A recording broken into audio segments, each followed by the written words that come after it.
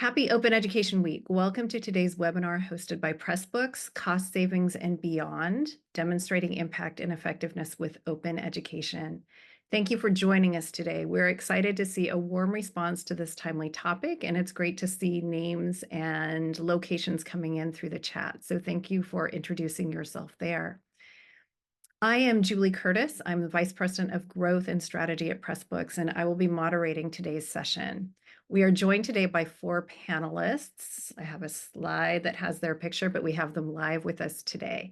So we have Cheryl Casey from the University of Arizona, Mike Mills from Montgomery College, Allia Service from the University of Oregon, and Amy Hofer from Open Oregon Educational Resources. These are probably familiar names and faces to many of you who are engaged in the work of open education. And so I will ask them to introduce themselves and talk more about their work shortly. As we get started, a little bit of housekeeping. So feel free to use the Zoom chat to introduce yourself and to share comments or questions that you want to direct to the full group, including the audience for the webinar. If you have questions for the panelists specifically, we invite you to use the Zoom Q&A function that allows us to make sure we're not missing questions that are directed specifically to the panel. And we know this is a community that tends to have very lively chat conversations during webinars. So we welcome that, we encourage that. Just use the Q&A tool if you have questions specifically you would like the panelists to consider. So a little bit of context setting, and then we will turn things over to our panelists. So demonstrating impact and effectiveness is a topic that resonates as this open education movement matures. And so why is that? So it's always important to remind ourselves open education is a philosophy and it's a set of practices that serve a broader purpose or a broader set of purposes. So we do this not just for open education's sake, but so that we can improve access to and participation in education itself. We can improve knowledge sharing, we can improve knowledge creation. And for most of us here, this is also probably a movement anchored in removing obstacles to student success. And so if we're trying to achieve these larger outcomes, we need buy-in, we need effort, we need investment, and we need evidence. We need to demonstrate that the things we're doing are worth the time and worth the effort. And I'm gonna close that out. There we go. And when we do that, though, it's pretty amazing the outcomes that can come out of open education. So this is a list that captures a number of ways that open education can move the needle depending on what we're trying to accomplish, what directions we're pointing our projects and our energies. So we know open education impacts affordability. That's a great starting point. It can also drive improvements in content quality, in creativity, in our ability to codify and share knowledge. It can encourage experimentation and innovation in the classroom. It can drive improvements in pedagogy and how we engage students in the learning process. It can impact our favorite student success metrics like passing rates or retention or completion. It can support important movements to make learning more inclusive and accessible and culturally relevant to the people in the communities that we're serving. And as this list attests, there's more than that. There's a lot we can do. So we have to ask ourselves that question and periodically answer that question for stakeholders. Is it worth it? So the only way to answer this question really is by finding ways to do that demonstration process, finding ways to show the evidence and tell those stories. So before we go too much further, we want to pause and ask our attendees to take a moment and self-identify and reflect. So we have 2 questions on a Zoom poll. We'd like to know, first off, what's your primary role in your organization? So you can see that, just choose the answer that's most applicable to you.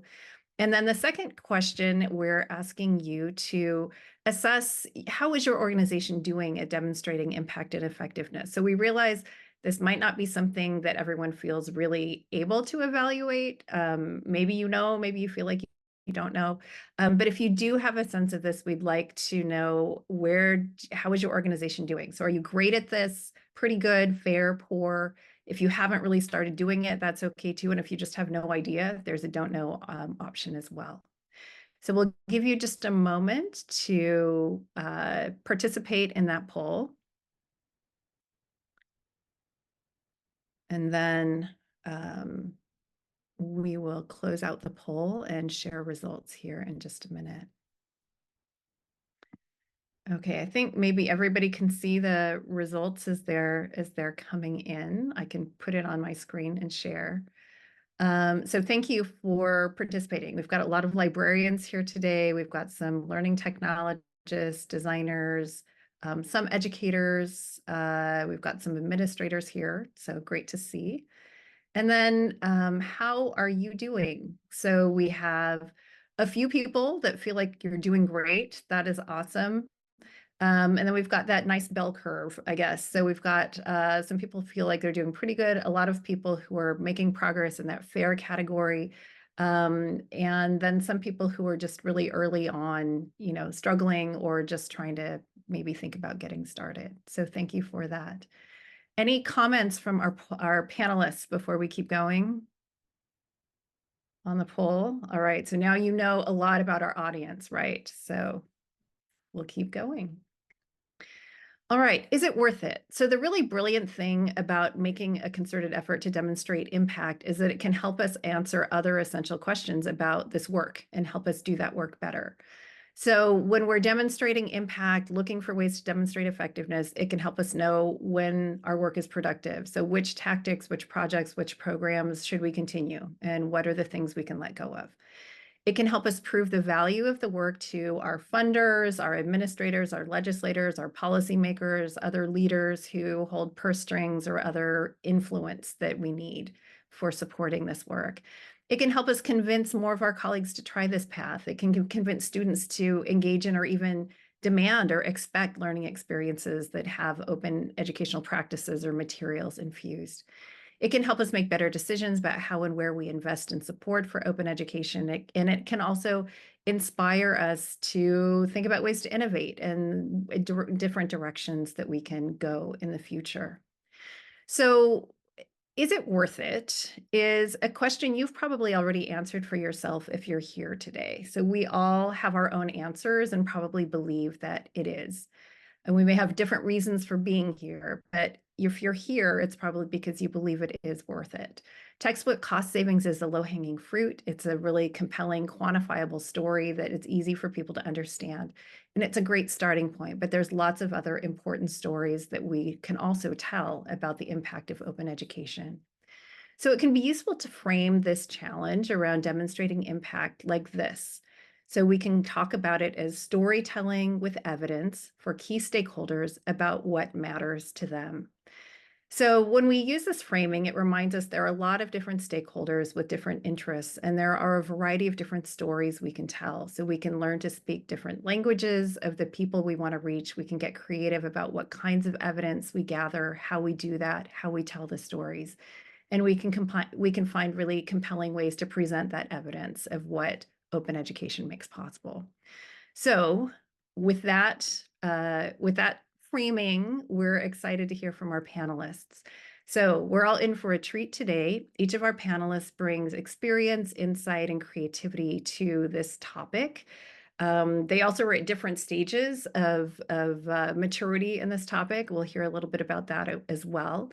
We asked them to join us because their approach to this work is inspiring, but also relatable. And that's an important combination. So I've asked each of the panelists to briefly introduce themselves and their open education work and talk about how demonstrating impact and effectiveness is fitting into their open education journey. And then I also asked them to share 3 favorite examples of demonstrating impact. It might be from their own work or it might be from other work that inspires them. So with that, we'll go in the order on the slide. We'll hear first from Cheryl, then Mike, then Allia, and then Amy. So Cheryl, take it away. Thanks, Julie. Excuse me. So, excuse me. I am the Open Education Librarian at the University of Arizona, and I've been leading OER initiatives there since 2014. I'm also an instructor for the Open Education Network's Certificate in Open Education Librarianship. Next slide, please. And looking at the chat and seeing all the names of the people in the Zoom room, so many people I admire. Oops, let's see. I think back one slide. I will say we are at the very beginning stages of trying to demonstrate our impacts and effectiveness, and I know so many of you in this Zoom call are, much farther ahead than we are. I've tried to focus on quick, easy solutions. For example, highlighting U of A courses that use OER. We took some pictures of some of our textbook hero professors. One of the challenges, as you know, of being an OER librarian is that you have so many competing priorities. And unfortunately for me, assessment is the one thing on the to-do list that just kept getting dropped lower and lower year after year. Um, it's now one of my top priorities for 2024. We know that this list of U of A courses is incomplete. And so next week, my colleague Cheryl Gerken, who's on in the Zoom call here, and I are sending out an email to all instructors who check the no textbooks required box on their spring textbook adoption form to ask what they are using. And we'll send a survey, and we hope to discover more adopters and creators this way. Next slide, please. So I was fortunate to take a sabbatical a few years ago, and I focused my research on student experiences with open pedagogy. And so I feature these quotes, which are from a student survey, in presentations to administrators, faculty, instructional designers, um, on their experience with open pedagogy. And I think anytime we can use students' own words, that's really powerful. So, they said things like, I like how it puts students' voices out in the world, gave me more incentive to make sure my assignments were my best product. More classes should be like this. And I think quotes like that can resonate with faculty and administrators. Next slide, please. The Pressbooks analytics have been a key way for our OER authors to demonstrate their impact. These are 2022 statistics from one edition of Humans or Social Media. And in addition to the total visitors and total page views, we can see the top referring websites. And, number 4 is the Open Textbook Library.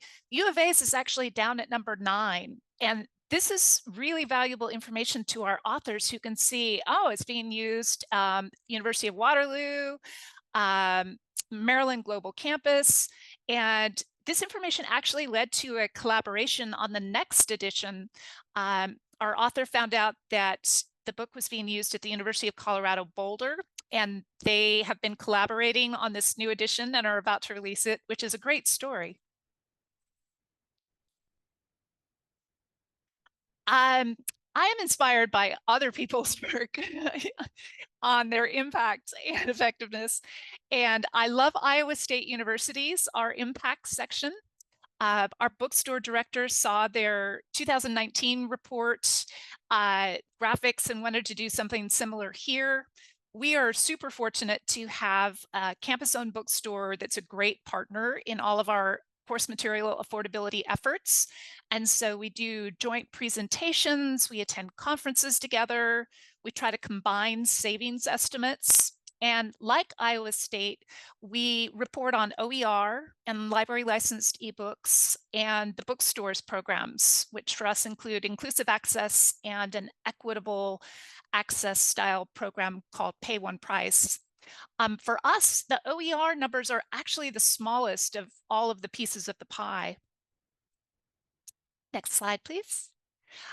This is the 2019 graphic that our bookstore director saw from Iowa State. So it shows the growth of both OER and immediate access and describes the impact on student success. And their 2023 report emphasizes collaborations and sustainability and future plans. And I really like these graphics. Next slide. Another great example of a strong library bookstore partnership is the University of Minnesota. And they, on their University of Minnesota bookstores website, link to library resources, which I love. So if you select that library resources link, it takes you to this list of free to use ebooks from the University of Minnesota libraries. We are trying to pilot and test a similar list using SpringShare's eReserves module. Once we figure out how to rename that, since we don't have eReserves. And this is another inspiring example from the University of Minnesota, a course materials savings dashboard that's built using Tableau. So our assessment librarian saw this and wants to create something similar. We just have to retroactively calculate our savings. So yes, we definitely regret falling behind on assessment and tracking, which I have to say is easier now with tools like the data dashboard that the Open Education Network makes available for free to its members. And I see that the OEN is actually offering some trainings on the data dashboard coming up this month. So to sum things up, I am learning from the rest of you, I'm inspired by the rest of you, and we are just trying to catch up.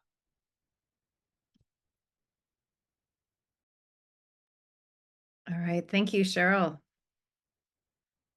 And next we have Mike. Thank you, Julie. It's a pleasure to be here.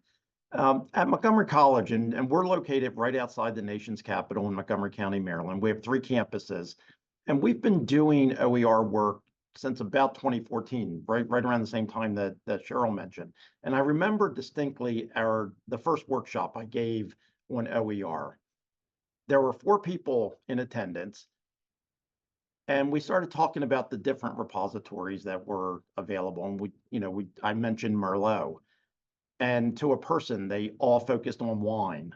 And I thought, how far we've come, because now when you mention Merlot as an OER repository, most people will recognize that entity. So we started collecting data in 2017, and Julie can go to the next slide. We were fortunate in 2017 to be part of the Achieving the Dream OER degree initiative. And that forced us into this data collection method. We hadn't been doing any real data collection prior to that, except for emailing faculty and asking them if they were using an OER textbook. And that was hit or miss. Some faculty got back to us, many of them did not. But in 2017, we were forced to use course markings to identify those courses that were using OER. So we continue this work, and you can see the progression in our enrollment from 2017 until this semester. And this semester, we're almost 13,000 enrollments. Really, really proud of the work that our faculty and department chairs and deans have done in this space. Montgomery County is recognized as one of the top 10 wealthiest counties in the country. And yet we have pockets of areas within Montgomery County that are poverty stricken. So this OER work and the Z course work that we're doing is important.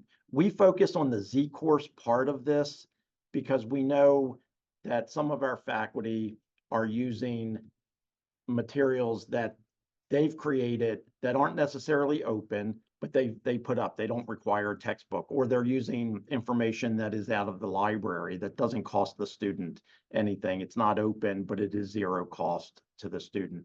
On the next slide, you'll see the number of sections that have increased over the course of time. Again, really proud of the work that our faculty have done in this space. This semester, we have 346 unique instructors teaching our Z courses. And we've estimated that since 2017, we've saved students about $14 million in textbook costs. Also, as part of our Achieving the Dream grant, and on the next slide, there's a link that we can drop in the chat. We calculate our success of our Z courses against our non-Z courses by different modalities. Oh, there's the link. And by ethnicity and gender. And from the beginning of this data collection effort, we've been pretty consistent to be able to say that we haven't done students any academic harm by removing the $300 textbooks. Now, some of the numbers, the ends are lower in some cases for the Z courses, so that skews the percentages a little bit. But a few years ago, we had the largest number of graduating Hispanic students. And for that particular year, it was quite evident that the Hispanic students were doing much better in their Z courses than they were doing in their non-Z courses. And so we took that as a really big win for us. So we continue to collect this data.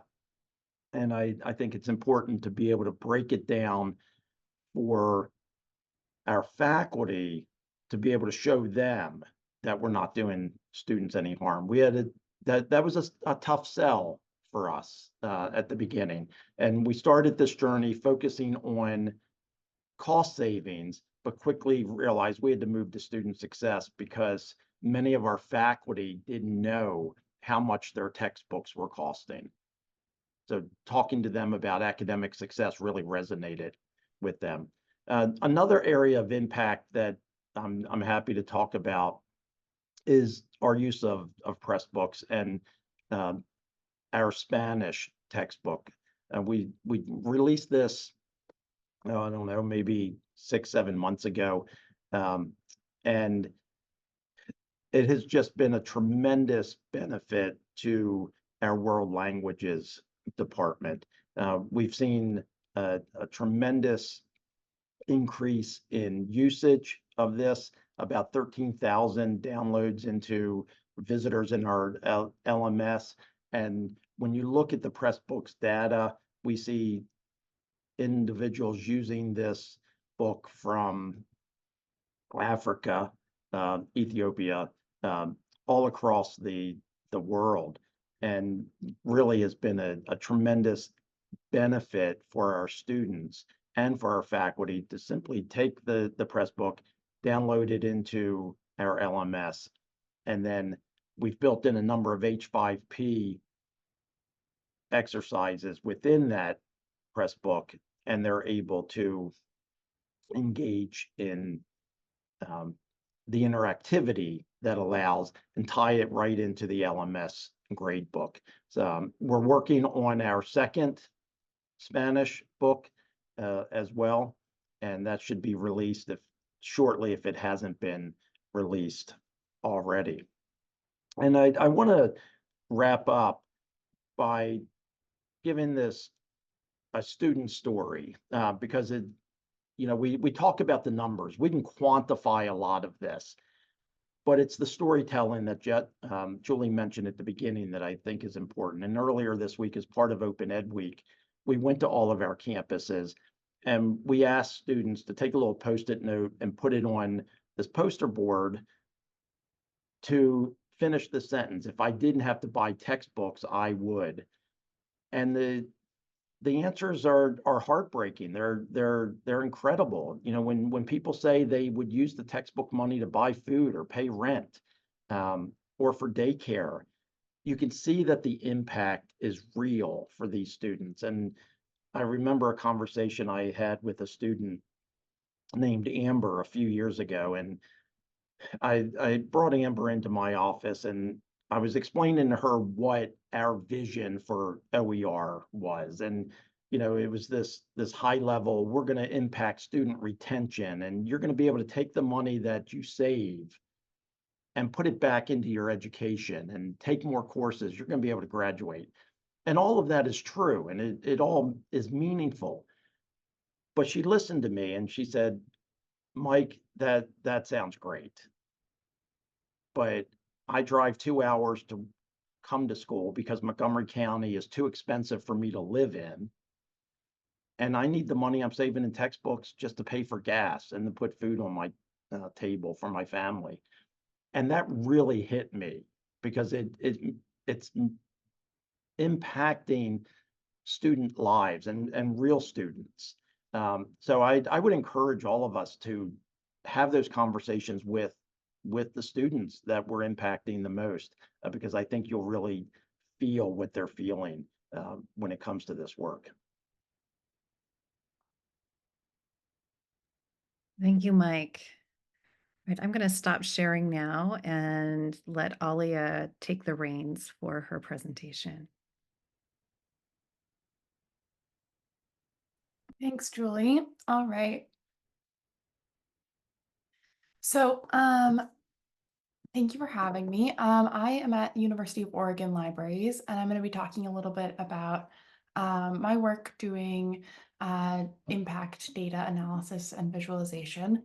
So I'll just start with our course materials, costs, and affordability dashboard. And this is really where we started with a real focus on costs.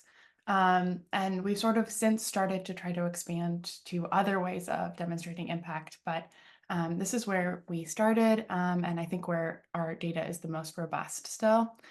So this page is really focused on the scope of the problem at the University of Oregon, how much students are paying on average for their textbooks. We start with this sort of like average course cost per course, per term, per year. And then we also focus on if every student were purchasing all of their books, what they would be spending. And then the next thing that and I'll just go back down. The next thing we focus on is student cost avoidance, and where we are trying to make that impact.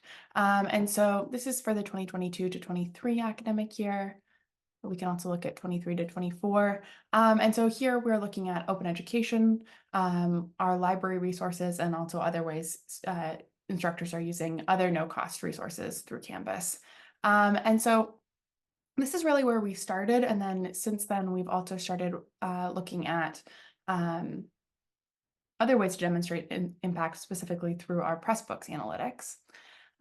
So this is very similar to some of the stuff we've already seen. This is using the COCO analytics through Pressbooks and then also Google Analytics, and gives our faculty authors a way for them to demonstrate their impact back to their departments and to their colleagues and sort of show how they've been effective with their Pressbooks books and the reach that some of these get. So we have I think probably the page that I want to highlight the most is this page that focuses on referrers. Like Cheryl mentioned, it can be really powerful to show people who else is using their book and where people are finding it. And if there are other schools that we can maybe find out have adopted some of our books through this referrer tool. And so this has been a good way for us to feel like we're giving something back to our faculty and allowing them to potentially use this in their promotion documents and just give them a way to show their colleagues that these books are really making an impact. And so the next thing I want to share are some dashboards and tools from other institutions. So our Pressbooks Analytics dashboard was really inspired by a similar dashboard that Oregon State University does in all of they link it in all of their Pressbooks descriptions, which we thought was really cool. And then our course material cost and affordability dashboard was really inspired again by an Oregon State dashboard, looking at their textbook affordability data. And so this is just a really excellent dashboard, and they use a totally different data visualization tool. And so I think it's cool to see that no matter what tool you're using, you can come up with similar visualizations and dashboards. And then the final thing I want to share, and I'll put all of these links in the chat in just a minute, is this excellent Open Ed 2023 presentation by the Cleveland State University Libraries, a team there who's working on a really cool affordability project. And so this presentation is tracking affordability, data everywhere, but not a drop to drink. And this is about these librarians project to create a custom database for all of their open education and other textbook affordability data to go into. And they're building this so they can have a really sustainable way to continue to present on textbook affordability data. And so this is what I wish I had had when I started working on all of my data analysis and visualization. They really talk through how to think about what you're going to need in the long term to make your data management work. And I think this is really just the direction of the future of all of this affordability tracking. So I really recommend anybody who's interested and working on improving their affordability and data tracking stuff. I think this is a really interesting place to start. And I learned a lot. So those are the resources I want to share. And I think I'm going to stop my share now and hand it back to Julie and Amy. All right, Thanks, thank and you. Oh, go ahead, Amy. I will I was share. going to say, while you're getting the slides up, I'll just jump in. I am Amy Hofer, Statewide Open Education Program Director with Open Oregon Educational Resources, which promotes textbook affordability for community college and university students and facilitates widespread adoption of open, low-cost, high-quality materials. Our website is openoregon.org, and you can head over there to see what's happening across the state and for Open Ed Week. And I'm going to talk about reporting that I do for the Higher Education Coordinating Commission, which is our statewide agency for higher ed, and also the policymakers in our legislature. And really the thing that those folks like to hear about the most is student savings. So I realized a few years in that I was just swimming in spreadsheets and that I needed a relational database. So my data is now in Airtable, and I had help from a really wonderful contractor to help me with the data structure and just all the plumbing on the back end to connect the fields and roll everything up. And I've talked about our use of Airtable in a few other places, and I know that Pressbooks will be sharing these slides, so you will have these links. And what I want to talk about now is specifically how we're showing data about our no cost and low cost schedule designation policy. So course marking is required in Oregon since 2015. And I have an exclamation point here because the numbers are really powerful. So I have looked at this every 2 years, and the most recent biennium in 21 to 23, we found that courses with the no cost and low cost designation in the schedule at 20 Oregon institutions represent student savings or cost avoidance of $70 million during that biennium. And at the reporting institutions, almost 30% of courses offered were designated no cost or low cost. And like I said, I've been doing this for 6 years, and cumulatively over that time, we have saved 1.8 million students in 100,000 course sections, about $150 million. So this is really big numbers. It's a really high impact way to show that the schedule designation can be an effective way to communicate with students. It's really important to be able to have these numbers to show as a proof of concept, like, yeah, we need to improve our implementation and we need to be making this really effective for students to understand how to find those lower cost pathways through their requirements. And I will just say, we're not in a system in Oregon.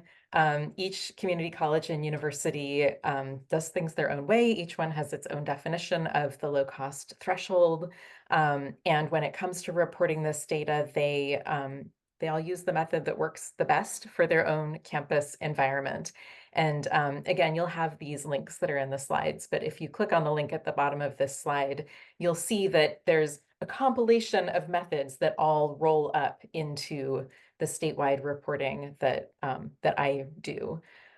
So, you know, each institution shares their own method that works for them locally. So let's go to the next slide. So this is the direct impact, but I have a couple of ways of showing the indirect impact of the schedule designation. And one is looking at the cost of required course materials for the highest enrolled courses that add up to an associate's degree.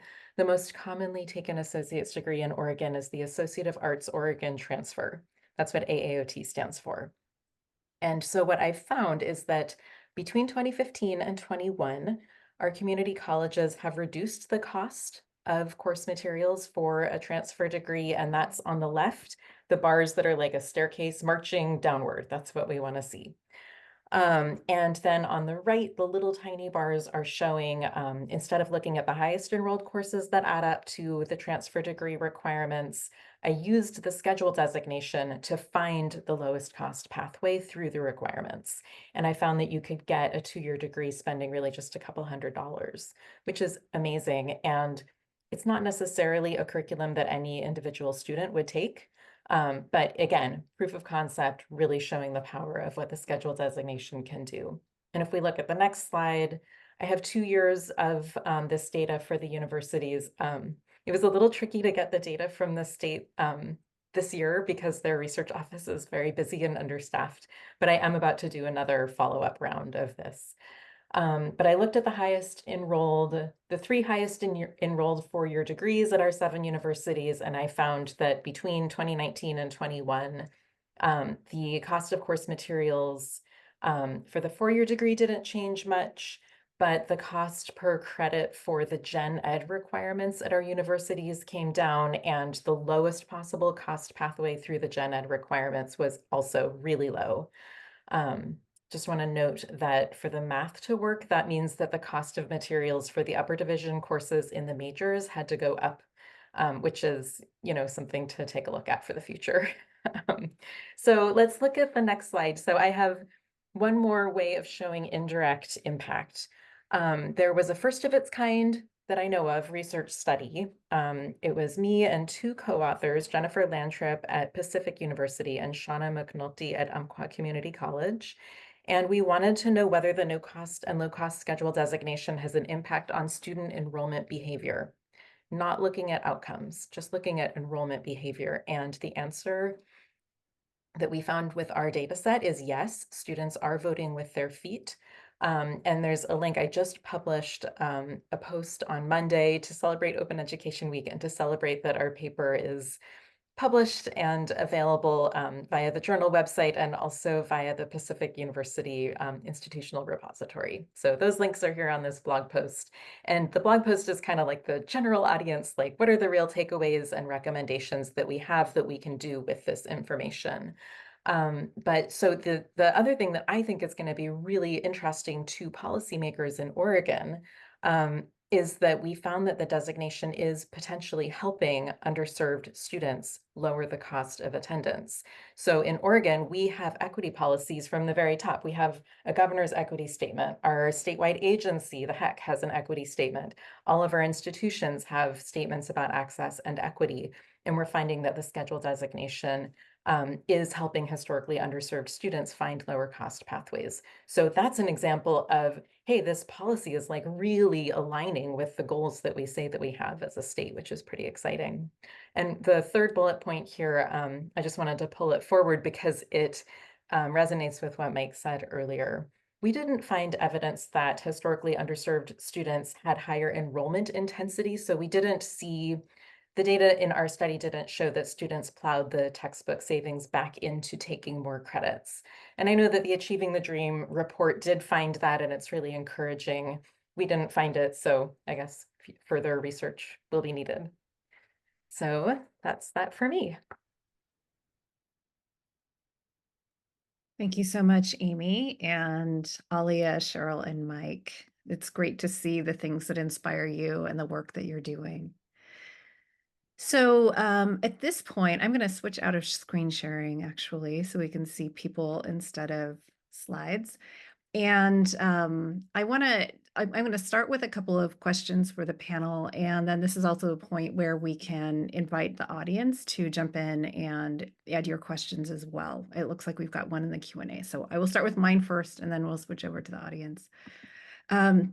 So what aspect of demonstrating impact and effectiveness did you focus on first, and why, as you think about, advice for people who are still early in this process? Let's see, Cheryl, you've had the longest time to, listen and think. So why don't we start with you again? Yeah, we started first with the estimated cost savings. But I'll say one of the things that we teach in the Certificate in Open Education Librarianship is to frame these discussions around your institutions or your library's strategic plan, vision, mission, and really borrow some of that language, whether they focus on accessibility or innovation or collaboration, to kind of use that to frame your story so that you're using the words of your administrators and stakeholders.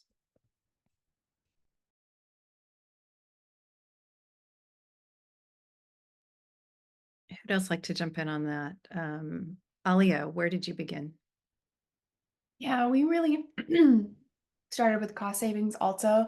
I would say that we started a lot with costs, student costs, more than necessarily our impact on cost savings.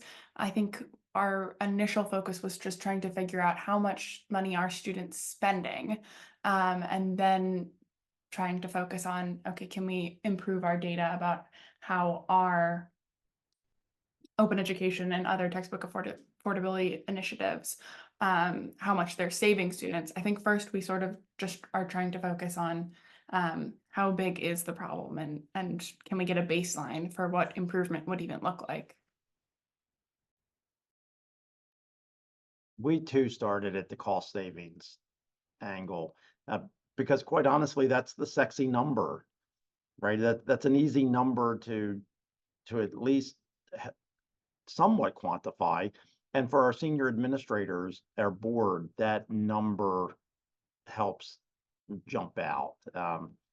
It was easier to do that than get right into the student success metrics. While they're important and they have tremendous impact, it was the cost savings that resonated. And we continue to focus on cost savings depending on the audience we're speaking to.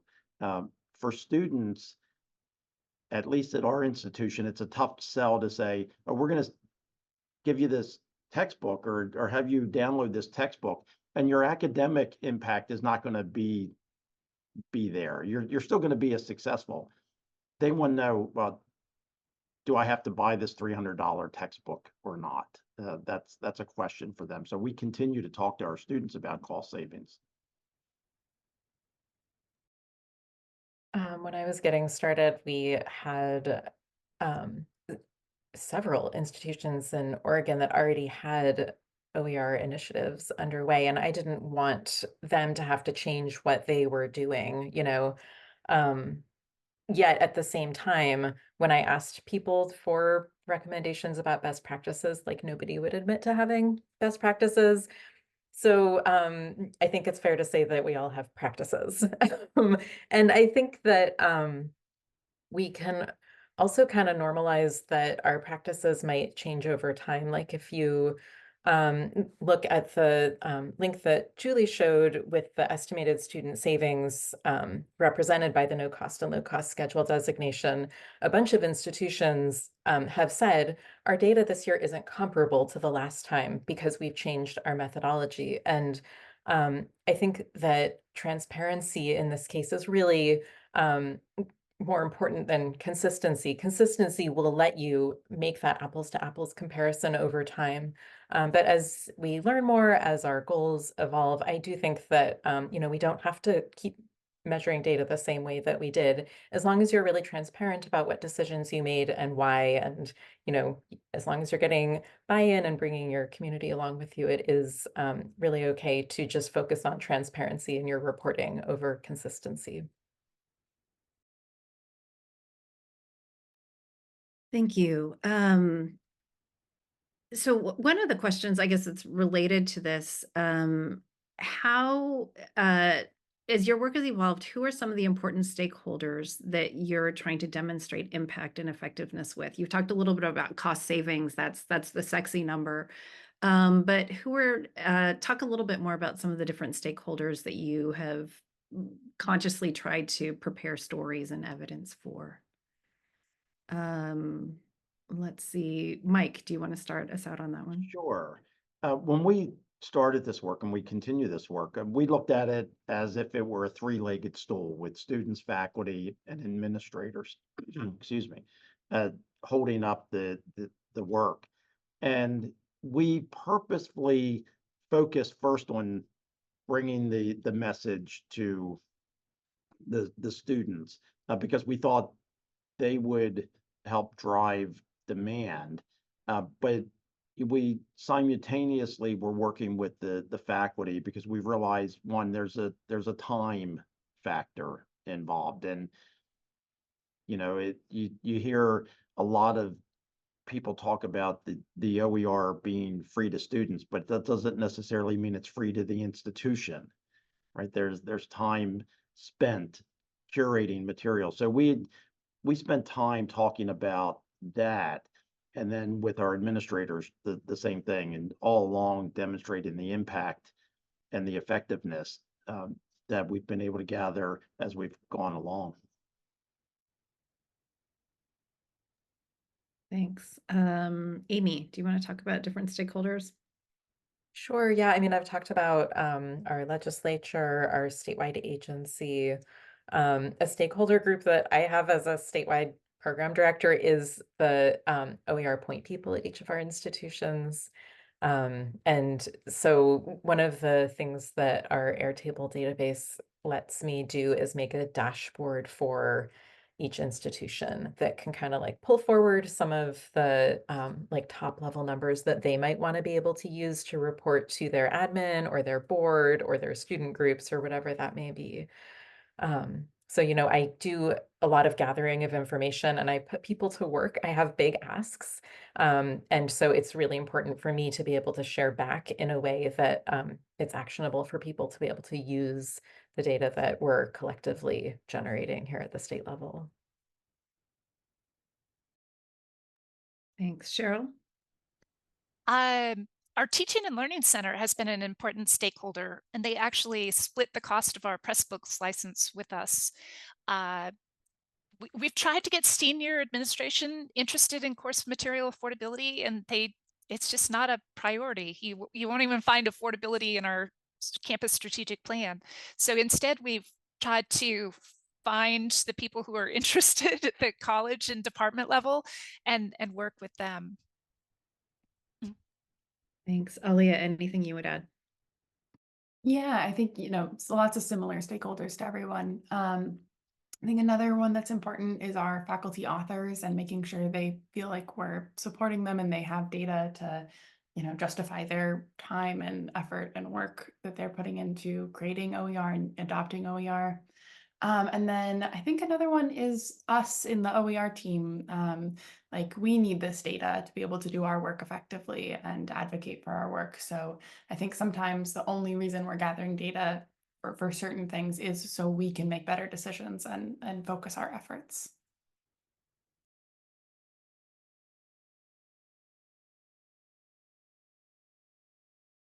Oh, you're We've got a muted, couple Julie. questions. Thank you. A couple questions have come in through the chat, and we've also got some Q&A. So let me first ask, let's see. So there's a question around progress showing students using OER pathways through the whole curriculum. Is that something that anyone has been able to make some progress on? Not yet. Okay. I can jump in and say that's something that we're really interested in, and it's been really hard. And we struggled to even sort of figure out how to get good data about what the options for each program are, like what courses students are even taking in each program. And so that's just like a very basic barrier that's preventing us from getting that kind of data right now. Okay, thank you.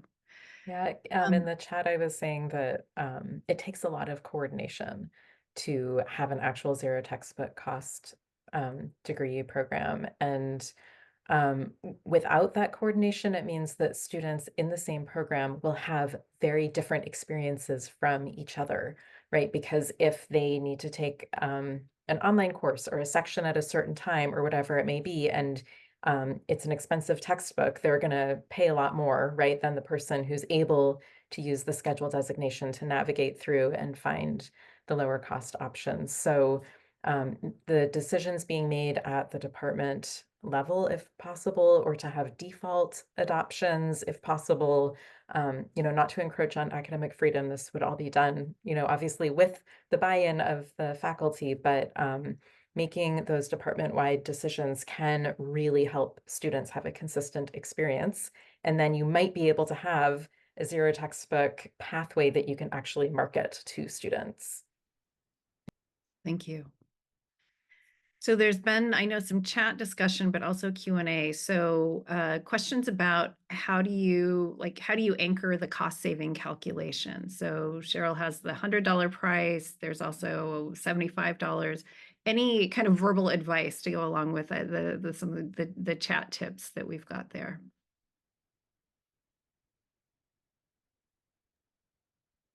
We used I think it was the Oregon study that came out with $100. Inflation's probably changed that over the course of time, but that's the standard that we use, and we just continue to use that. It makes the math easier too, right? A little bit.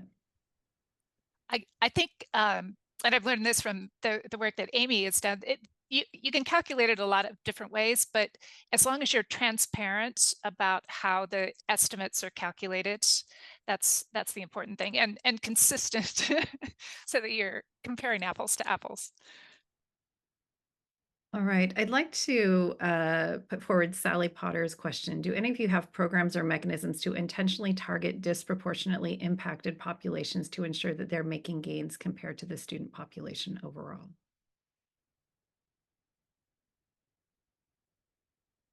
We tried that as part of our ATD grant. We wanted to target underrepresented or marginalized students. And what we found, it was too difficult for us to hold seats back or to create sections just for that group. We could not do it. It just didn't work for us. I haven't tried that either, Sally, but it's a really interesting question. And the study that came out of Georgia and also the schedule designation enrollment behavior study that I mentioned, there is research showing that historically underserved, that everybody's benefiting from use of OER, but historically underserved populations are seeing a greater benefit. But what I like about your question is you're sort of saying like, well, what about design that directly affects those populations? And I don't know of that happening. So I'm very curious about that question as well. It strikes me that might be an opportunity connecting threads around student outreach. So reaching out to, student organizations that are focusing on some of those populations for awareness building specifically about OER or zero cost pathways. That might be a mechanism, go where the students are and use those advocacy organizations to just raise awareness might be one pathway. Ariana Santiago asks, any work that you're doing around communicating the impact of open pedagogy?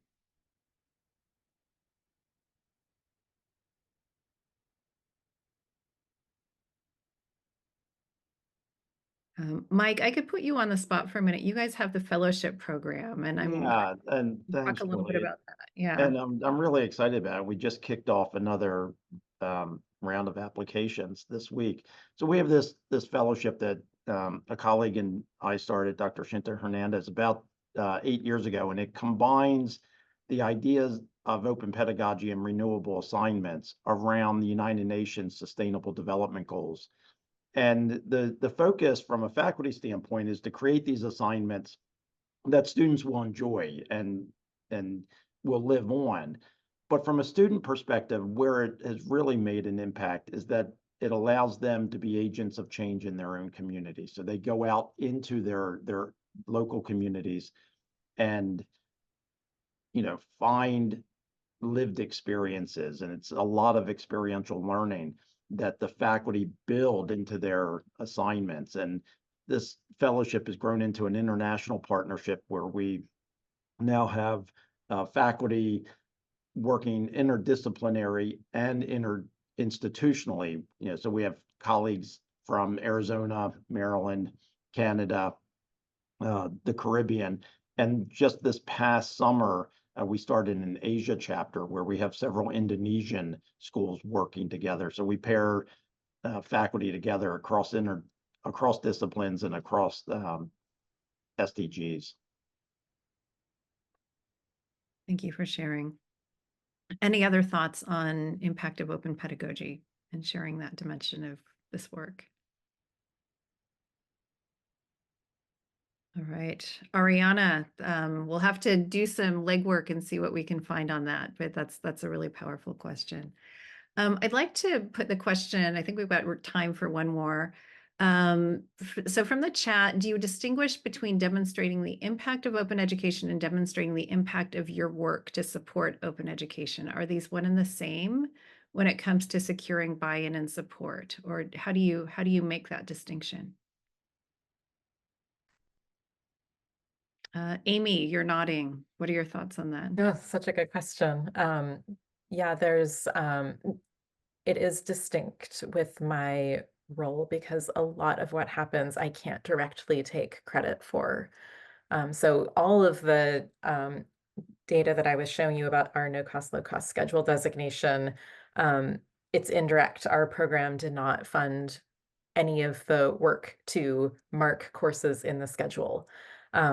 So yeah, it is a distinction where we can show the impact statewide and we can show the direct impact of our program. And the statewide impact, we can say like, yeah, there's probably a connection between a statewide investment in affordable textbooks and the data results that we're seeing.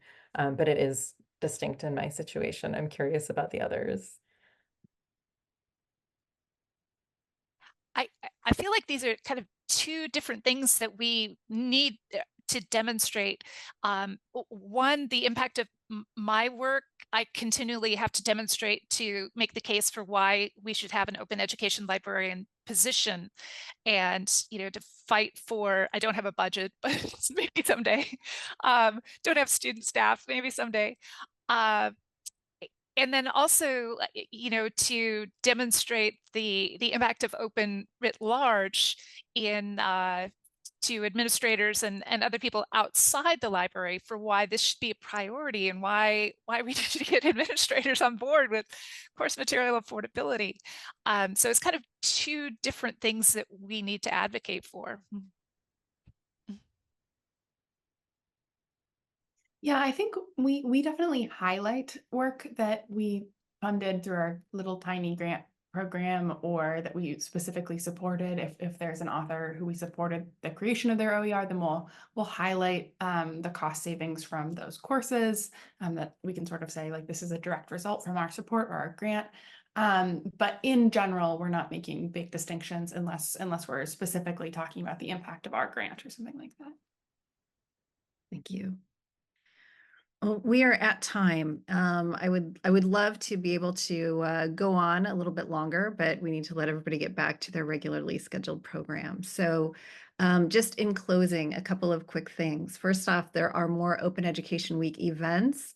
We have some Open Oregon events that Amy is hosting, a watch party on building open community, a showcase of strategic digital accessibility training, and then an Open Oregon OER reading and party, which I thought was an awesome idea. And then tomorrow, Montgomery College has a showcase on innovations in OER as well. So look out for those great events and please keep attending. And then the last thing, just to wrap up this webinar. So we will be sending up a follow-up email and a survey, and then next week we will have the recording and related resources for you. We will share the slides, and they are packed full of helpful links, obviously. So thank you for coming. Oh, we do have a Pressbooks success story about Montgomery College that just published this week as well, and with a lot of focus on their Z degree courses and program work. So that may be helpful to some. Pressbooks has upcoming sessions at some of the conferences and events. We'll be at Northeast OER Summit, OLC Innovate, and the Library Publishing Forum. So we'd love to see you in person in some of those events, and then virtually, of course, for the Northeast Summit. And of course, we are happy to be here and love to carry on this conversation or other topics. So please reach out if we can be helpful. So thank you, everyone. Thank you for being here. Thanks to our wonderful panelists. And we wish you a great rest of your day and a great, happy rest of your Open Education Week. Thank you.